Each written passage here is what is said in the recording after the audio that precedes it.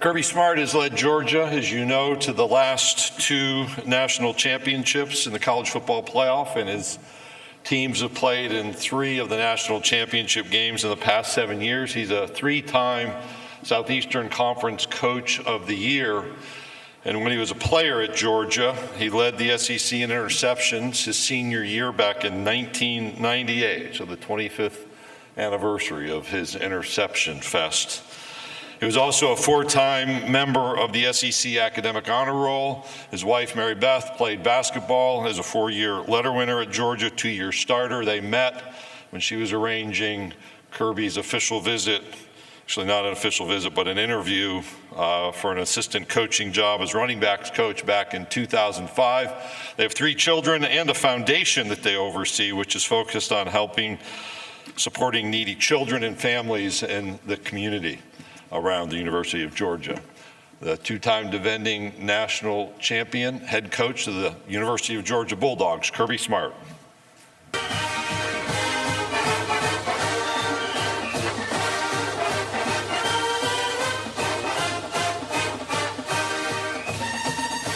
Thank you, Greg. I appreciate that. And according to Claude Felton, I'm not allowed to go over 10 minutes. So after Eli's filibuster yesterday, I have decided to set an alarm that will not let me go over.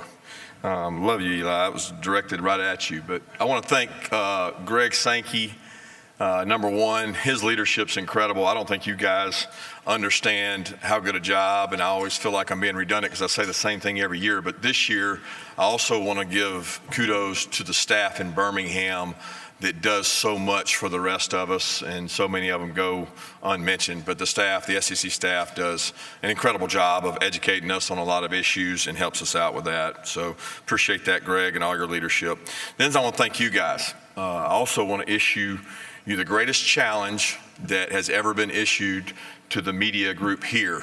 I thank you for what you do, but your challenge today is to get more than 3 sentences out of Brock Bowers, which we have not been able to do in 3 years. So if you can get him to talk, it'll be a great challenge for you, and see if you can get it done. 19 of my 25 years coaching has been served in the SEC footprint. I think that's pretty cool. And you can actually go 24 of 30 when you include the 5 years that I played at Georgia. But 19 of the 25 years has been in that footprint. I'm very comfortable in that footprint. I enjoy the SEC footprint. Listening to Commissioner Sankey yesterday talk about all the accolades of this conference. I mean, I love it. I love going to see or seeing 2 baseball programs in the SEC finals. The women's basketball, our conference dominant. All the spring sports that we compete in seem so dominant. I love and embrace SEC athletics. So I want to give a quick thanks to all our fan bases. I mean, the SEC is just different. And when you think about the fan bases in our conference, they make it what it is. They allow us to recruit to the largest attendance in the country, and it makes our job much easier when you're in the best conference there is in the country. So this off season, how have I spent this off season? I think when I think about that, the first thing I think about is July, because the only time that we have anything off as coaches is end of June and July. And my family and I went on a family vacation there for about a week in July, and then I got to enjoy what my mother started about 13 years ago, and she's so proud of. She calls it Julymas. Julymas is Christmas in July. And because we have bowl games as coaches, we don't get to kind of celebrate Christmas as a family. So we bring my brother's family, my sister's family, my parents, 8 grandchildren, all under one roof for 3 to 4 days. And my parents absolutely love it. I don't know that my wife always does, but my family really enjoys it, and we get to have a good time. I also got to spend 5 days in the SEC footprint in Mississippi. Travel baseball dad, which is fun and exhilarating, but my wife wants to go to Italy and the Amalfi Coast, and instead we spent it in Mississippi for 5 days in South Haven. And I enjoyed every minute of that, and getting to be a travel baseball dad's something I enjoy. But our staff, our team, our university, our entire Dog Nation went through one of the highest of highs in January, which was to win back-to-back CFP championships, which had never been done. We then endured the loss of two dear family members, Devin Willick and Chandler LaCroix. We love them and we miss them. So many people have stepped up for our players within our organization during this time of need. One of the toughest things I've ever been through as a coach was to experience that. But some of the leadership that really helped us, we have a rising star in our athletic department in Doris Griffin. She's been there for me, our players, and so many others during these tough times. She's our senior deputy director of athletics and the sport facilitator for football. Thomas Settles, our team chaplain. What an incredible asset he has been for both our players, our coaches, and people in our organization. You know, a tragedy can either divide or unite us. I'm proud of our players. It has definitely brought them closer together and united our team and our family. So a while back, I was sent something I thought was pretty unique. And I was actually at my desk the other day combing through some things, and it literally hit me right between the eyes as I looked at it. It's a Post-it note that was posted. I'd gotten this probably a couple years ago, and it was posted behind my seat at my desk. And I think anyone can tell you the benefits of great leaders. Anybody can tell you what it looks like. They can tell you what leadership can do for you. They can tell you how to develop leadership. There's tons of books written on great leaders and leadership. But you won't see, and what you will never see, is people talk about the costs of leadership and costs associated with leadership, I should say. If we truly want to be honest and upfront about leadership, you can't ignore the cost of leadership. Great leaders are willing to accept those costs. And I want to share quickly three of those things, three of the costs that are plastered on my desk right behind it that kind of caught me between the eyes last week. Number one, you will have to make hard decisions that negatively affect people you care about. Number two, you will be disliked despite your best attempt to do the best for the most. And number three, you will be misunderstood and won't always have the opportunity to defend yourself. Those are three costs that come from being a great leader. And the reason I share these three costs are exactly what the three players we brought from UGA represent. They don't fear those costs. That's the reason we decided to bring them. They accept those costs and they embrace those costs, and it's not hard for them to see the benefit of those costs as leaders of our team. I want to talk real quick about those guys. Brock Bowers, junior tight end from Napa, California. We all know about his phenomenal athleticism. He's got a 3.45 GPA in finance. I remind him constantly that's 5.05 right behind where I was as a finance major at Georgia. So it's the only thing I've been able to beat Brock at. But Brock is unique. He's easily the quietest, hardest worker I've ever been around. And it's such a joy to bring him today because see him squirm on that plane and be uncomfortable and think about having to talk to you guys. I'm so excited to see his growth he gets from visiting with you guys and getting to enjoy it. But I wanted to kind of share a quick story on Brock that I think epitomizes who he is. So our all-season conditioning program, we have these things called boxes. It's part of our program. We do run in boxes. You got to run down one side of the field, and then you jog across the end zone, and then you got to run, sprint the other side. So one day, I don't think these tight ends would claim for this to be true, but one day our younger tight ends had decided that they were going to finally get Brock. They were going to beat Brock on the boxes. So they took turns, which you're not supposed to do, running as fast as possible down the straightaway, the 100 yards you run down the straightaway. And they were going to eventually beat Brock because while one of them was sprinting, one of the others would be resting, and they had to try to beat Brock. Well, not only did Brock win every one of those races, he beat every single one of them turn by turn by turn while they rested and waited up, and they just couldn't beat the old vet. And it just shows his work ethic and how hard he competes at everything he does and does it with silence. Next guy I'll bring up is Kamari Lassiter.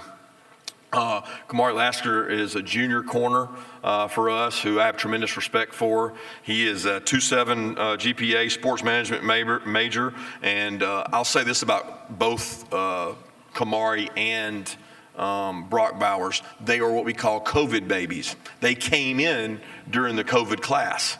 And I shared this earlier. I think it's very unique to our place. We signed 20 high school players the COVID year. 17 of those 20 are still in our program. That's hard to find anywhere in the country. They didn't get to go on visits. They didn't get to go on official visits.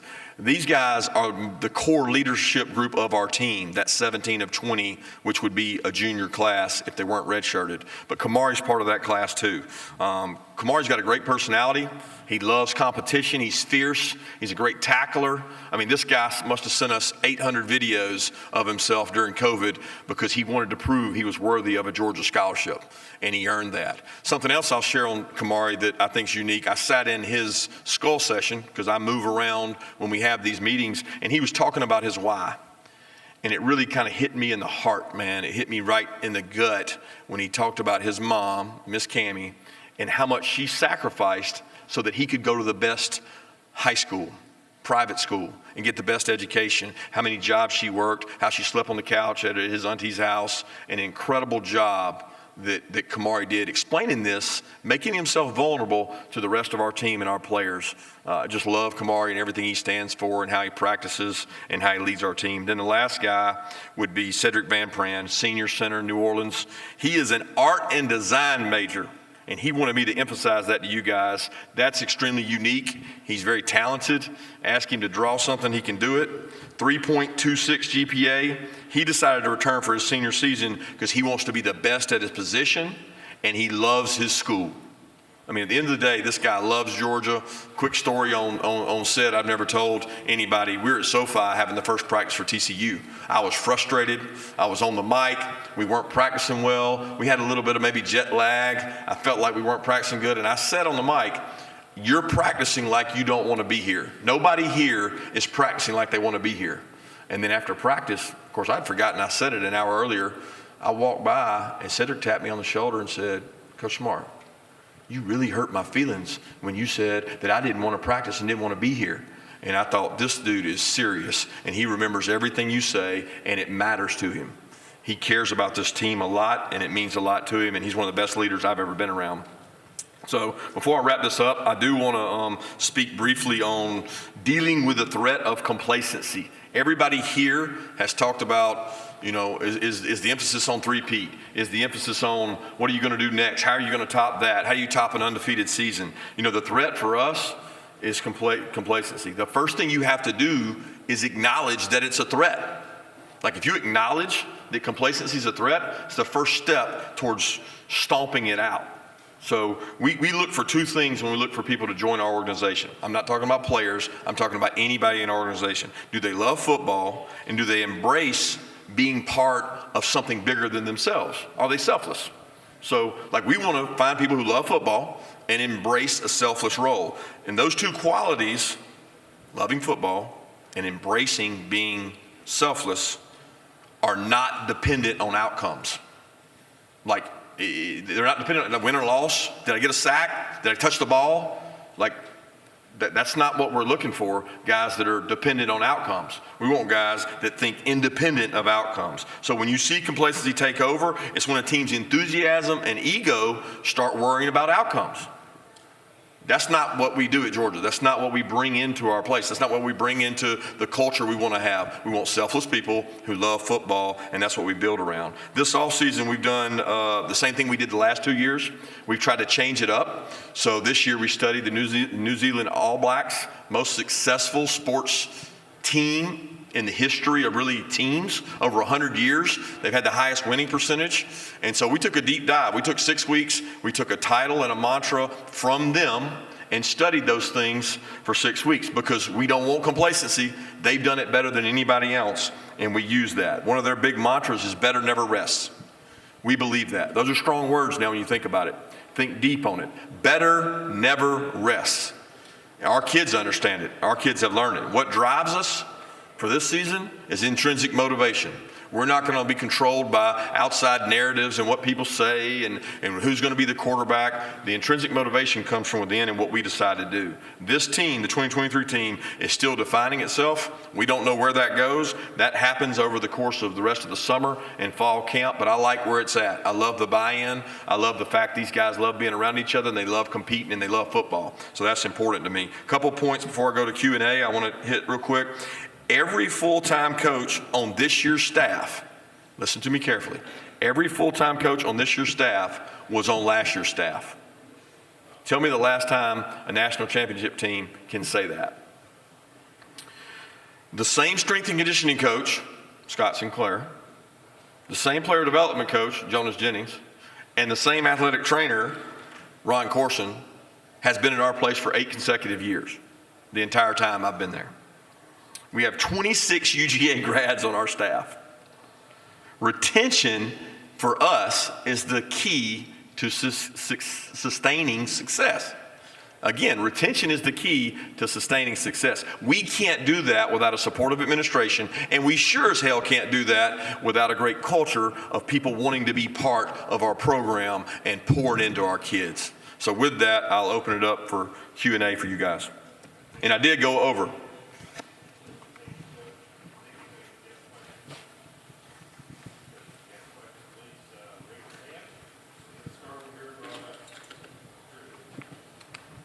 Coach Smart, Drew DeArmond, WZZN Radio, Huntsville, Alabama. Speaking of a guy that's been in your program since the beginning, you were with Coach Saban so long. I know he worked with you there. Talk about the development of Glenn Schumann and what he's meant to your program defensively and what he's helped you accomplish thus far. First off, Glenn Schumann's an incredible man and person. You know, he's a graduate of Alabama. He came there on the Bear Bryant scholarship. His dad played football at Alabama. He's the son of a football coach.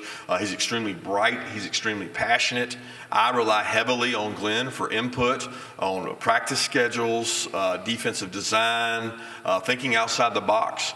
There's not a time that when I think of who can I ask on my staff that understands what we want and what we need, Glenn Schumann's that guy. He's very talented.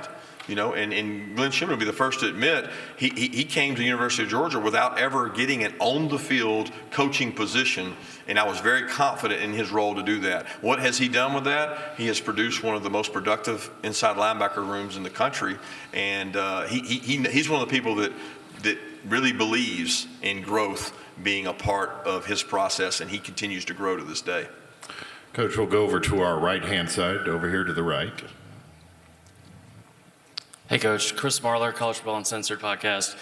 #1 recruiting class, back-to-back natties, more kids in the league in your first 7 years than any coach in the modern college football era. That being said, with all those accomplishments, is there anything specifically you feel like you can improve on as a coach? And also, before you answer, I don't know who this guy is, but he told me y'all are going 7-5 before she handed me the mic, so you're welcome. He told you what? I couldn't hear. Y'all are going 7-5. It was him, not me. I got you. I still couldn't hear what he said, so I don't even know what he said. But it must have been funny. So going back to the original question of you want to know what we can do better or what I can do better. Well, there's a lot of ththings we can do better. You know, we can play much better pass defense late in the season. We can grow as a team and continue to get better in our special teams assets. It's like a constant improvement for us, right? Better never rests. And we firmly believe that. So, you know, we've done a lot of studies this offseason at things we can do better and things we can improve on. And our kids understand that we don't want to be just a football factory. We want to produce people that are quality citizens that do a great job in the community. And I'm constantly evolving as a coach, and I've talked about it several times here today, that I think the best thing I've done is allow coaches to do their job. Take a step back and say, you know what? Maybe it's not better that I sit in this meeting and tell somebody what I think they should do. It's probably better that I let them do it and just oversee it and spend more time with the players so that I know Kamari Lassiter's why. I know Brock Bowers' why. I know Cedric Van Pran's why, because I can probably get more out of them by spending more time with them as players. Okay, Coach, we'll go right in front of me, about 3 rows back. Right here, Austin Hannon, Bama Central. You talked a lot about complacency after winning back-to-back national championships. You obviously did the same thing in Alabama as defensive coordinator in 2012 and 13. What lessons are you maybe taking from, that part of your career, and maybe what lessons are you taking from Saban in battling that complacency? I can't even remember that far back. I'll be honest with you. I don't remember that next season or anything that carried over from that season, because you're not thinking about the last season. And I think sometimes as media, you guys want to make it about, well, what are you going to learn? How are you going to combat this? Like, all we're thinking about is the next 24 hours. Like, how can we get better in the next 24 hours? I'm not sitting here thinking of some motivating factor. People are like, well, what are you going to tell your team this year? You're going to tell them people are going to say you're going to be 7-5? No, I've never said that anybody thought our team was going to be 7-5. We expect to be good at University of Georgia. We want sustained success. So we have to do that by winning every day. And that's not going to change whether we win it or not this year. Okay, we'll go right here in front, second row. Pat? Kirby, Pat 40 from Sports Illustrated. You touched on the tragedy, obviously, that hit your program there, but you've had a number of traffic-related incidents since then. Are you disappointed that your players don't seem to have gotten a message from that? I'm disappointed anytime we have traffic incidents. It's very evident when you look at it. We've had traffic citations and incidents throughout the history of being at the University of Georgia. And we actually don't have more now than we've had in the past. So what concerns me most is the safety of our players, all right? And when you drive at high speeds, it's unsafe. And we don't want that to happen. We're going to do all we can to take that out and make sure that's eradicated. But I'm also smart enough, Pat, to understand and know that 18 to 20-year-olds is when this happens. When it happened to me as a student athlete. That's when speeding happens. What we want to do is take that out and make it safe and not have high speeds. If somebody's going to get a speeding ticket, it should not be a super speeder. All right, Coach, we'll go over here in front of me, about 4 rows back on the aisle. Kirby, JoeGoodmanAL.com. You mentioned retention was the key to y'all's success. What's the secret there for you? How are you getting everyone to stay at Georgia with you? Well, and everybody doesn't stay at Georgia. We have all kinds of analysts and turnover in other spots, but making sure people enjoy their work environment, right? Like, I want to come to work each day. And a lot of the motivation to come to work and enjoy it is that you enjoy your time with your family. So I'm always trying to find an innovative way, and I've had people outsource this, like come in and tell me how we can use our time more efficiently, and therefore our coaches get to be with their families and enjoy their families, so that when they are here, they're more passionate about their work and they want to stay. You know, the college calendar, the coaching calendar it's one of the toughest things out there. I mean, go ask an NFL coach. They'll tell you, they'll laugh and say, it's crazy what you guys do. Well, I want to make it enjoyable for our coaches so that they feel good and they want to stay and they can bring their family to every event we have and let their kids run around and enjoy it. That's important to me because I want my kids around as well. So the retention part is letting them do their job and making their job more enjoyable. Coach, we'll go over here to the middle section on the right side. Hey Kirby, Andy Witchery with On3. The Classic City Collective is one of 7 collectives that plans to introduce a revenue sharing model. What are your thoughts on potential revenue sharing in the future? I'm not an expert on revenue sharing. I do know that our Classic City Collective has been on the cutting edge of sharing information, trying to get best practices, trying to find a better way. I've been, a big proponent of, like, why can't, just like we talk across different programs to figure out the best way to run a defense or do an offensive play or study, like, let's figure out the best practices of this so that we can get some uniformity among them and try to grow it that way. But that may not answer your question because I'm not an expert on revenue sharing or the way it would be set up. All right, we'll go straight in front of me. Dennis, go ahead. Dennis Dodd, CDS Sports. Kirby, you're talking about the retention rate, that 85% of those COVID babies sticking around. How hard is that in any given recruiting cycle to get that kind of hit rate? It's only that hard if you don't recruit the right people. So I'm proud of the fact that 17 of 20 guys are still in our organization from a COVID year in which we didn't get to host an official visit. They didn't get to go and do unofficial visits. And we've retained those guys because we've invested in them as freshmen. We've invested them as sophomores. They've seen kind of return on investment for older players that stuck around. They watched Aquay Walker not start his sophomore year, but start his junior year and then go a first-round pick his senior year. So they've seen a lot of the evidence of the success, but they've also seen the buy-in of the leadership. So I challenge anybody to dig up, that COVID class, and that's been a really good. And you know what we evaluated that class on? Love of the game and being selfless. Like, that's not hard. It's hard to find, but it's not hard to evaluate. All right, we'll stay right next door there in the same front row. Teresa. Over this direction, Coach, to your left. Teresa Walker, the Associated Press. In the wake of the hazing reports out of Northwestern, do you or have you addressed the topic of hazing with your team, or do you, and how do you handle maybe the idea of team bonding within your locker room? Yeah, that's in our checklist. I think every coach would say at the beginning of the year, you have a certain checklist you go through. And what's happened uniquely is that most of your roster is turning over in January. So a couple years ago, when we had 18 or 19 mid-years, we began doing an August session of this is our new team, these are our new players, these are our team rules, and here's the policies we go by. And then we have to do it in January now, where in the past, 10 years ago, 8 years ago, we never did this in January. But our team is turning over in January. So we do twice a year. We do education. We go through, and I lead that session because it's important to me that they hear it from me, and our entire staff's in there, and our entire players are in there. And that's one of the things that we talk about each time, not so much hazing as it is welcoming the freshmen. I remember being a freshman and having to carry people's trays and, getting your head shaved when I was a freshman back in 1994. And I just thought that was so dramatic. But now those freshmen, the guys we sign, they have to play.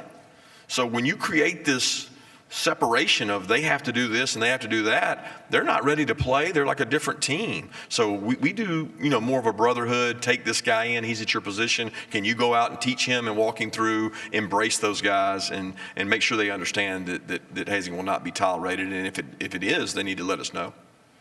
Coach, we'll go over to our right on the far wall near the SEC logo. Go ahead. Hey, Coach. Steve Moulton, WZZN out of Huntsville, Alabama. Hope you're doing well. I wanted to ask about recruiting. How much have you seen recruiting change throughout your tenure as a head coach? And what needs to improve, if anything, in terms of recruiting? When you say what needs to improve in terms of recruiting, recruiting has always been recruiting, right? It's changed because the rules and parameters have changed. We moved up a signing date, moved it to December, which then made us all do official visits in June. I've seen this whole transformation from a recruit in 1994 that went on official visit in late January to you would never even bring a guy hardly even in on a visit in January because they're almost all already enrolled. So the cycle has flipped in terms of that. But when you talk about improving recruiting, I think so much used to be built on your facility and how can you show them how you can develop them, the education, what's your major going to be, what do you want to do out life after football, and so much has now become directed towards NIL. And I think that's some of Commissioner Sankey's frustration of trying to make that at least somewhat uniform so that we're not operating under different rules state to state. Coach, we'll go in the center aisle right here on the right side, left side. Hey, Kirby, Graham Coffee, Dog Central. You guys have run as many multiple tight end sets as anyone over the last couple of years. With Darnell Washington moving on, is that something that you guys will continue because it's in your philosophy, or with the personnel changes, do you think we will see less of those multiple tight end sets? Very simple answer to that question. We're going to play the 11 best players that give us the opportunity to be successful. If that's 7 wideouts, if that's 2 running backs, if that's 4 running backs or 2 tight ends or 13 personnel, we can go through all the numbers. Every offensive coach will tell you and every head coach will tell you we're going to get the best football players on the field. And last year, Darnell Washington and Brock Bowers were 2 of our best football players. That's probably yet to be determined this season. All right, we'll go down here to my near left. Good morning, Johnny Ballpark Franks with Franks Media here in Nashville. Earlier you alluded to being the only program to win consecutive national titles in the college football playoff era. Since 1936 at the Division I level, no team has won 3 straight since Minnesota in 1936. 12 teams have attempted to duplicate that, but have come up short, including one you were part of in 2013 with Alabama. If Georgia is indeed the last team standing this year, what would that mean and represent for you personally and also for the Georgia program? It would be a lot of hard work that had been acknowledged. I think we're a long way from that. So to make that assumption or that theory relevant, we would have to get to that point in time. But I can assure you, if we get to that point, I'm going to be worrying about the next day's work more than I am the achievement. Coach, we'll take one final question here to your right in the middle section. Kirk Bowles from the Austin American-Statesman, right in front of you, Kirby. Thank you. I was curious if you talked to your team about history, if you're a history major in college football, and talk about, trying to do something that hadn't been done since the 1930s and the relevance of all that. We have not addressed that with them. We've certainly looked at some three-peat scenarios of teams like the Bulls and different sports teams that they might actually know about. No offense to the Minnesota 1935 team, but I don't know if it's going to resonate with my audience. So we're going to try to, I don't care about the three-peat, the two-peat, or the one-peat. I care about complacency. And if the focus is on that and outcomes, I think the rest will take care of itself in terms of allowing our guys to focus on being the best they can be. Coach Smart, thank you for your time this morning. Thank you, guys.